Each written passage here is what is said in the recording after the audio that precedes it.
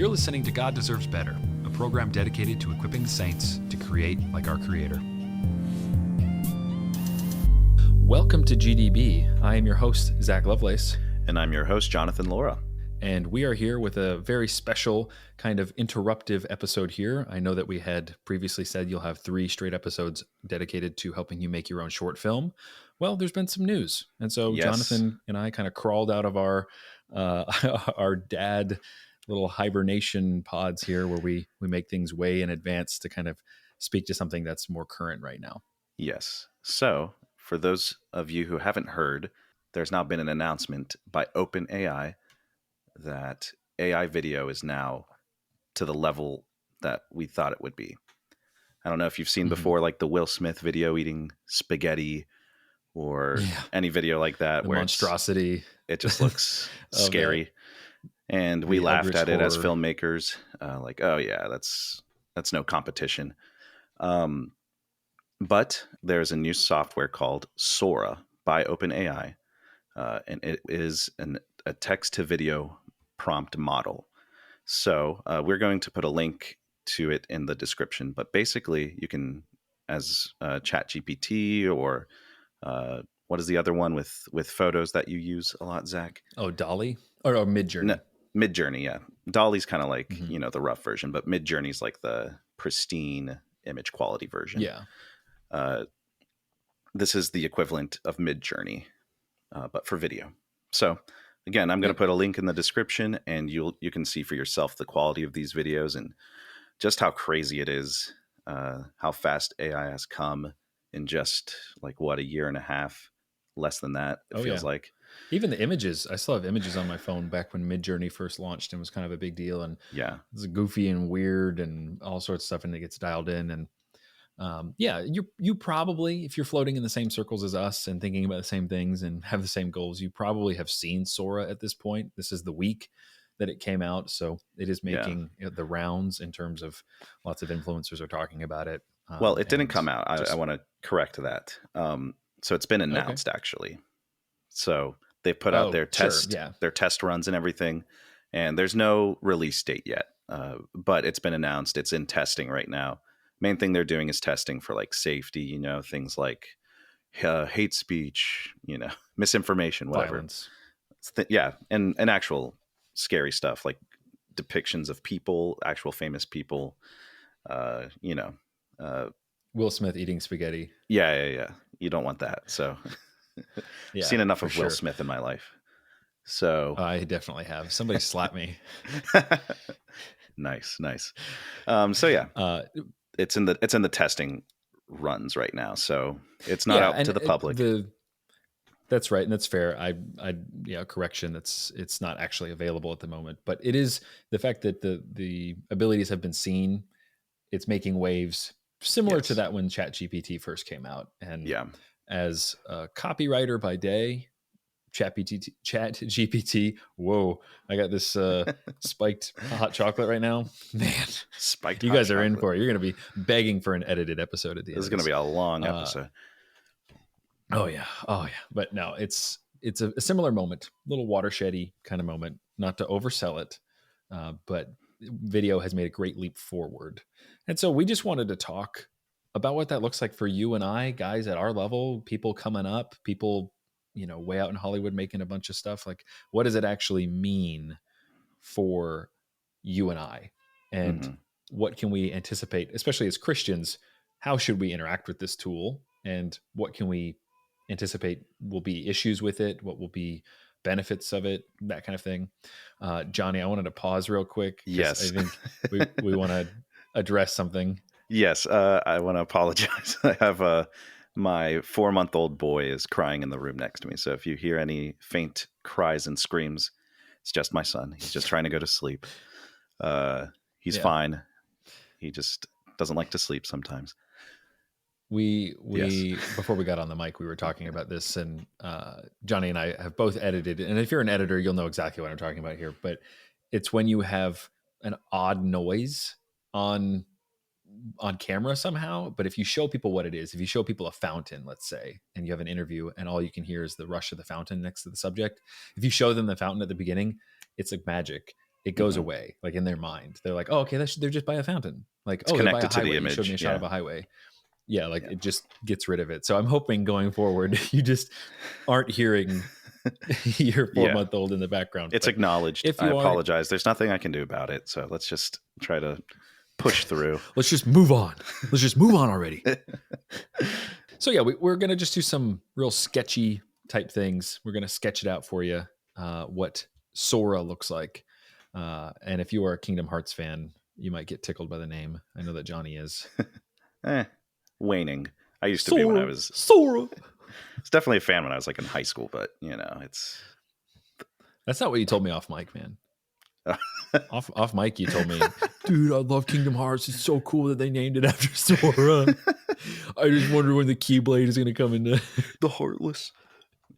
The Heartless. It's making us the Heartless, dude. You realize it's that, right? So deep. So, Johnny, to kind of get us into it, get us into the meat, into the thick of it, what is your first blush of Sora? So my first blush, it was kind of worrying at first for me, just looking at it as someone who makes videos. You know, what use am I now? If someone wants to get a shot of a puppy playing in the snow, all they got to do is type it in and you have it, you know? I thought about it more, and it seems like those kinds of shots, like so I should actually specify first. Sora only makes 1-minute clips. It could do like camera movements, whatever, things like that. So it's more complex. Pretty basic though. But just 1 minute. So you can't do anything like too crazy. But you also have to remember, this is the worst it's going to be right now. It's only going to continue to improve. But still, 1-minute clips. I think what right now to worry about is stock footage. If you sell your footage, you might be in trouble. But if you make films like me, I work at an agency. I have to work with specific people, specific clients. They want videos of themselves, projects they've worked on. I can't just, AI is not going to cover that, you know. No, can't tell them, let's highlight this specific building let's highlight a specific building that this client worked on that was completed last year. It's not going to, it can't do that. So those areas are more safe. It is very stock footagey. Yeah, but stock footage, I need a shot of the Empire State Building at night. I don't know if I can get as specific as like what camera and lens, but I know like you could choose like the time period. I could say I want it like a shot of the Empire State Building while it was mid construction. You could do something like that, and it will try its best. And some of the stuff looked good. There was a sample shot of the 1849 gold rush in California that they have on their website, if you see it. And it's like, that's crazy, So it is. I have seen all of it as well. I think it was at work when I first saw it. You were showing it to me. Yeah. And definitely gives me that stock footage. It's coming for you, stock footage. But that said, something like Artlist that has all this, or their video department. I can't remember if it's got a specific name, but Art Grid, I think is what it is. Art Grid. Yeah. Yeah. That they, those folks, it's going to cut off the bottom rung of those Getty images too. So yeah. Yeah, but I imagine that what will end up happening is that Getty will develop its own or get into bed with them. Probably. I know that feed them images. Soundstripe has like a incorporated AI, not like to create a song, but like you type in whatever project you're working on and it can like find a song that'll work for it based on like certain adjectives you use. So. I'm always skeptical of these like little AIs that pop up because we work in ClickUp, which is a like content management project management software at work, and it has a bunch of AI helpers, and so does Summarize Slack this whole and Monday chat room or whatever. It'll tell me, hey, you worked on this, and this today, and blah blah blah blah blah. You did nothing today. You completed no tasks. But I really wonder how much it really is related to like the GPT AI. Like it's by the same creator, so I don't know. Probably somewhat. Oh, no, I don't mean Sora. I mean the stuff like ClickUp has it. All those like minor ones. Like, are they just pimped out versions from GPT that has like a smaller functionality that it just like crunches little things for them? You could probably look I it imagine up that's if what it is. happened. is like backdoor deals that they were like, not backdoor, but you know what I mean? Like, yeah, yeah, we'll if you let us have our own branded version, we say it's our AI, you can have our data basically, because it's actually something that I spoke to a good friend of mine who's a programmer, and he's worked at a bunch of big companies like NCR and whatnot. But I asked him before, and he's a brother, loves the Lord, and just like what his thoughts on it were, and from like a technical perspective. And it was really interesting. I'm going to pull up his text thread and read a little bit that I had, because I kind of was trying to do my research, beforehand and this week, and just like, hey, have you heard of this? He hadn't heard of it, which is fine. It's really hitting more of our spaces here. But let's see. He was talking about how it's basically an artificial brain. And that's actually kind of what's cool and kind of what's scary about it, is that it's a bundle of math, basically, that can weigh certain prompts, and you teach it. So it always has to have a bias. That's kind of what our conversation got into, is like, where does the bias come from? And that's where most of our concern as Christians should be. There are some people who say, especially when GPT was coming out, that it had like a demonic kind of influence, that we don't really know what's happening. Yeah. And I actually do think that has a little bit of legs, it's not just like conspiracy type thing, but specifically what I was talking about was the demonic stuff.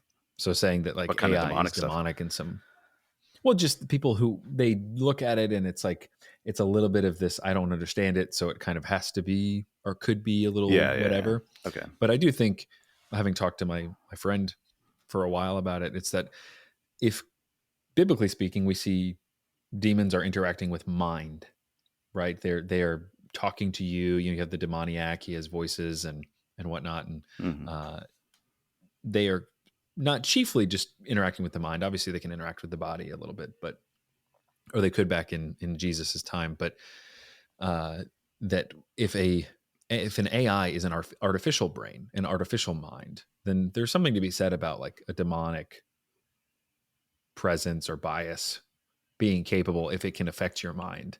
And this is essentially a mind. It's a mind without a soul.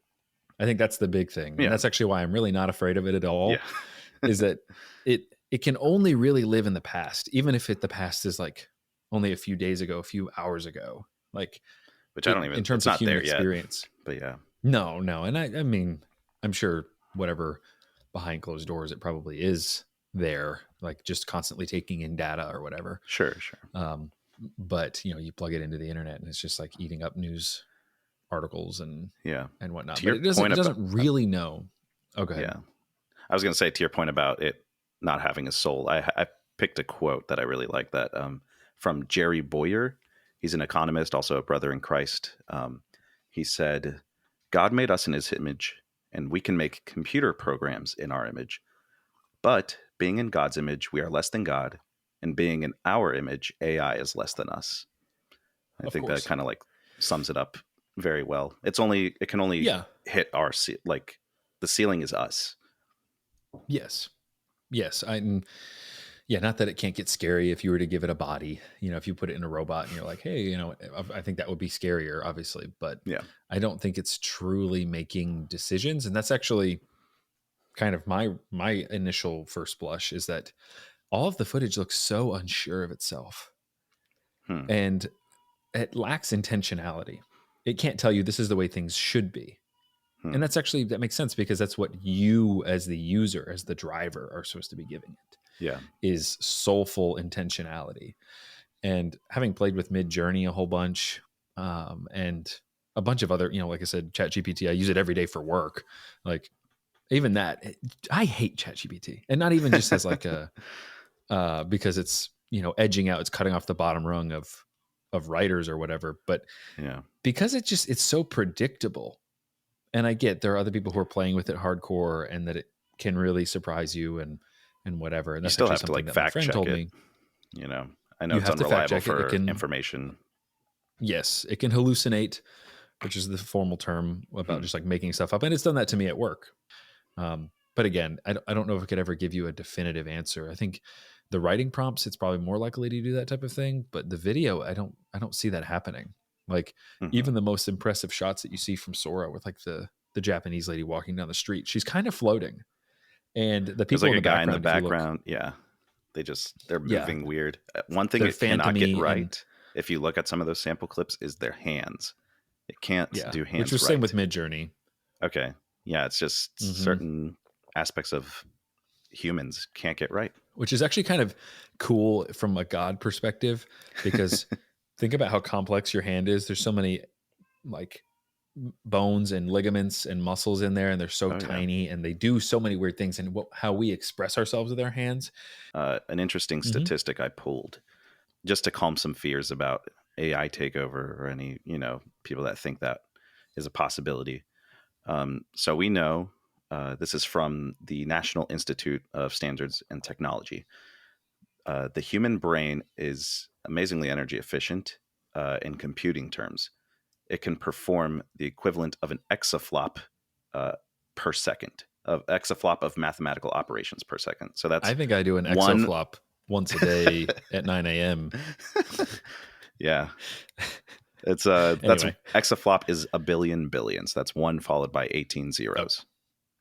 whoa, Mathematical I think operations per second. that sounds accurate. That sounds Yeah, accurate, to be totally and honest. and all with just 20 watts of power. To compare, a Hmm. DVD player is 26 watts of power. So, Wow. God is the ultimate creator.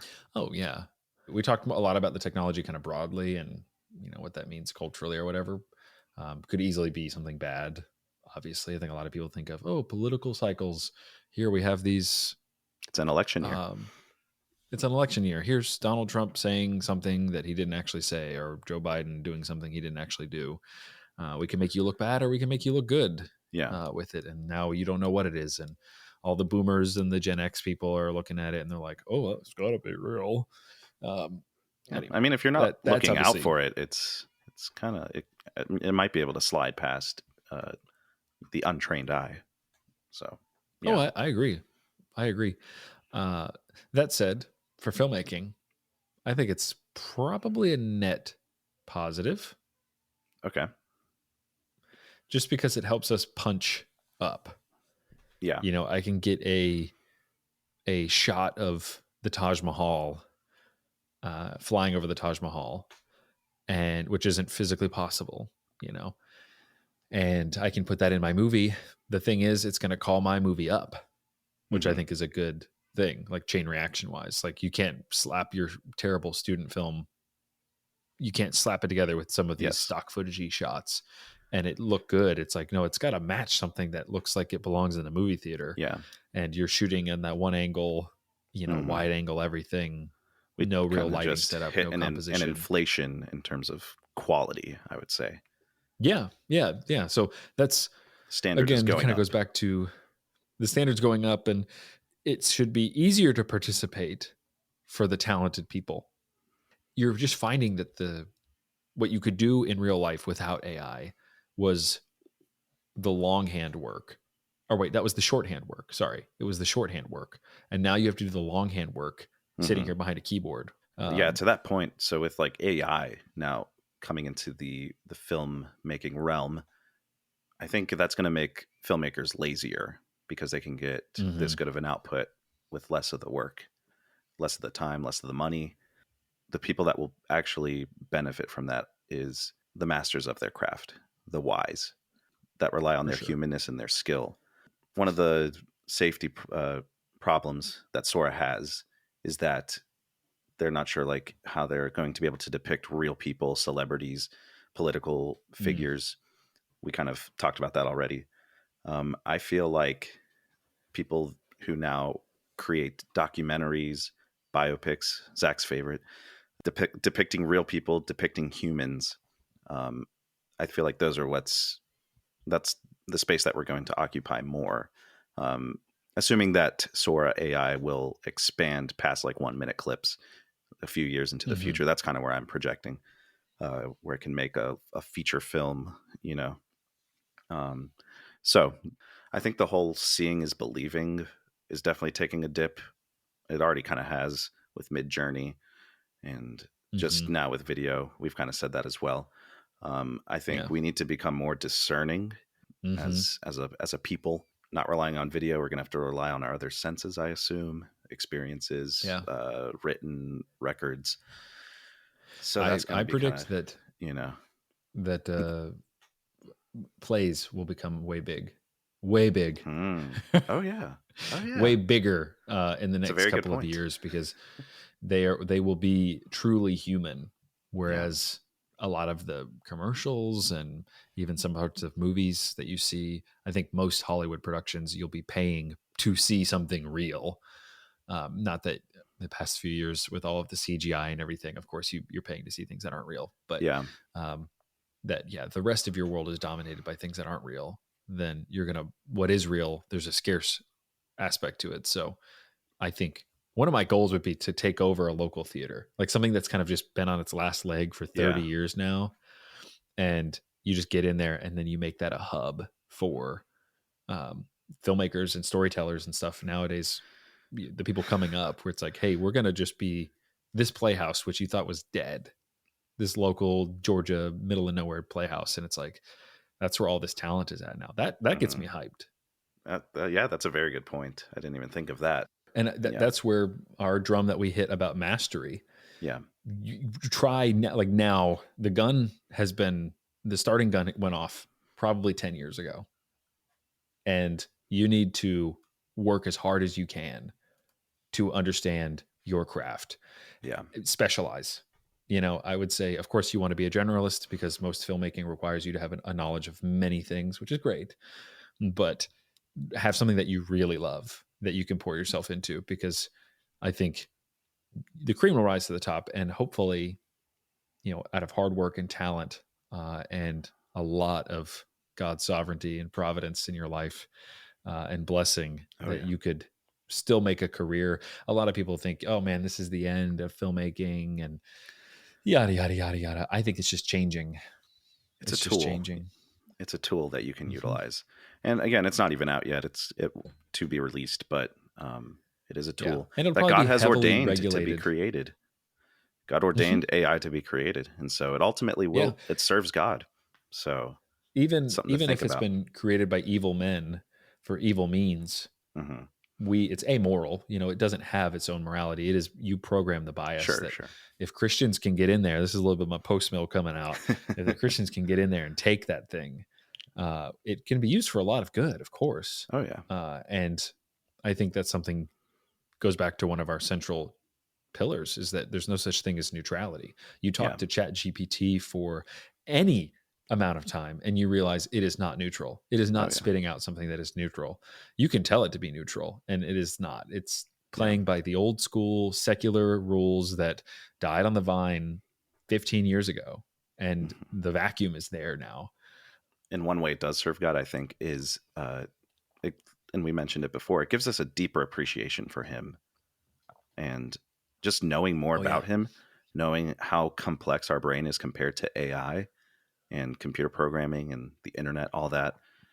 I want to worship Him more because of that. You know, and in worshiping Him more, my craft will be more glorifying. It will be Yes. even better, kind of tied into God deserves better. You know, Yeah, a good that's a good tie-in. In terms of filmmaking, like we said, definitely a positive, definitely something you still need to be skilled and craft oriented yes. See this as a to motivation to use go it even well. harder. Yeah. Yes. Yes. And I don't want that to crush people, because in some ways that crushes me. In some ways I'm listening to myself talk now and I'm like, man, I barely have enough time to squeeze out this episode Exactly. in a relatively current manner. And I'm tired. But if you have the means and you have the ability to do it, um, there's some wisdom here from an old head that you basically, once you hit 30, you stop gaining new skills. Like, Hmm. they're kind of locked in. Like, not that you can't, it's just way harder. You're not Yeah. nearly as spongy. So if you are unmarried, or even married without kids, you still have so much sponginess to you. Once you're married and have kids, you're automatically 30. Yes, that's actually true. Yeah. Yeah. You're technically 30 at this point. Yeah. But yeah, it is hard. And it's worth it. And I know in previous episodes we've talked about that being something that you should do. Obviously, it's a good thing. And outside of your career, you should do. I think one of the biggest fears, kind of a transition here, Johnny, is that a fear of this is that I can't make a career anymore. Yeah. Like it's the ladder is being cut off. So like even if I'm really talented, the ladder has been raised up. And so I need to jump even higher. It's even harder to make a career out of it. That working at like an agency like we do, it's aimed at like agency work. Like ChatGPT has made my life harder. Like I've not really encountered anyone that has been like, oh man, I don't need you because I got ChatGPT to do it for me. And it's like, go with God. I know what you're writing is probably going to be garbage. But now you have something that's just hit you guys on the chin. Yeah, my like department. you're drone footage wise, you do a lot of drone footage. You're licensed. How do you feel about like the fact that everyone after you probably won't need to be licensed? I mean, I'm to honest. Get those I types wasn't. Of shots. I'm not as emotionally tied to it, and neither is like my career path, so it's not as big a deal for me. But I know someone at our agency who is. Something to ask him about. Actually, it's a good conversation I need to have. But I imagine that's pretty daunting. You make a career out of this. People call you up specifically for how you shoot your drone footage, certain amazing things you've captured. Now, some computer program can do it just as good as you, if not better. Well, it pushes it to other places. Drones and real estate have been kind of intertwined for a while now. I feel like that's probably going to stay the same. Like the AI can't make my house. Like exactly. It can't be again specific. To the specifics. Yeah, if you're and you want it to be real too. Thing, like there's this.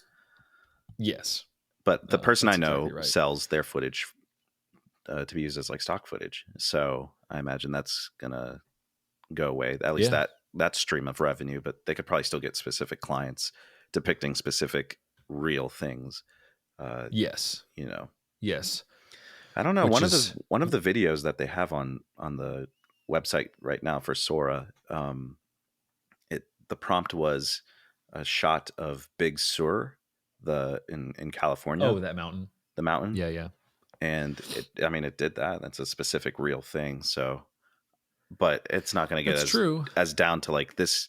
Show me this address, this house. Yeah. Or I hope it doesn't.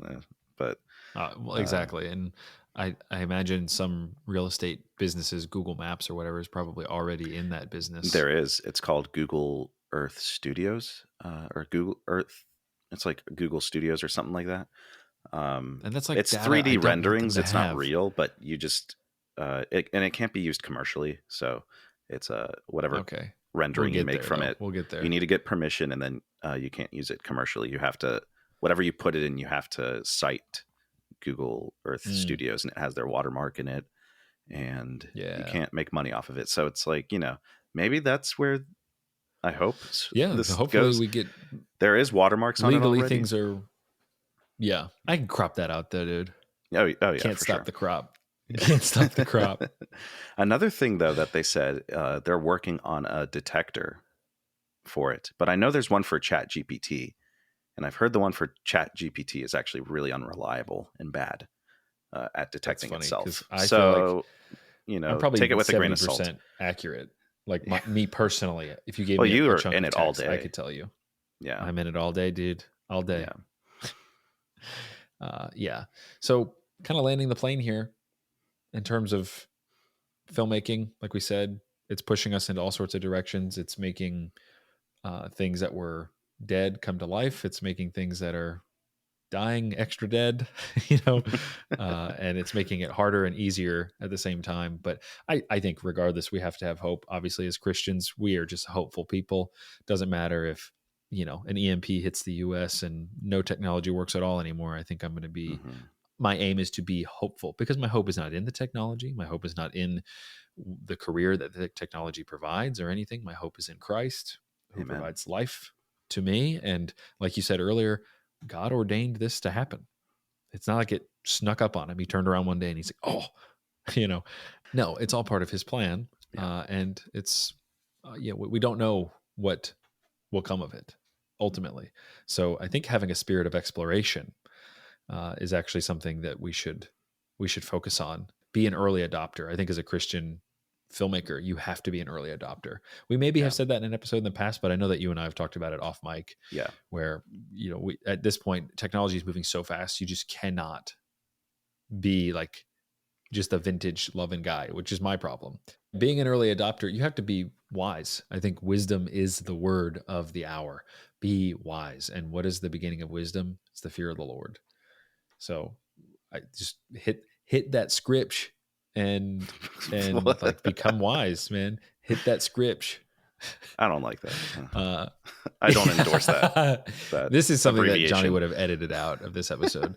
But since we're trying to go unedited, uncut, we got to deal with it, warts and all. But no, really though, God has given me these skills. He wants me to be a master of this part of his reality, becoming that walking cheat code.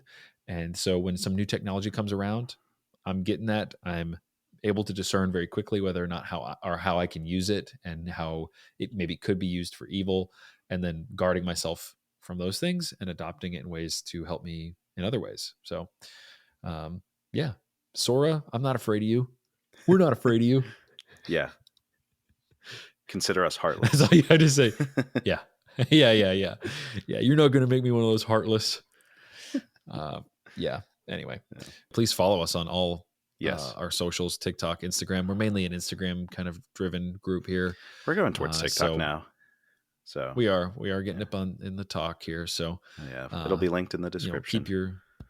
Yep, exactly. But follow us on there. We'd love to hear from you. If you have any thoughts or anything that you didn't think we hit, or you thought that we're kind of underdeveloped, again, you're getting a totally uncut episode here.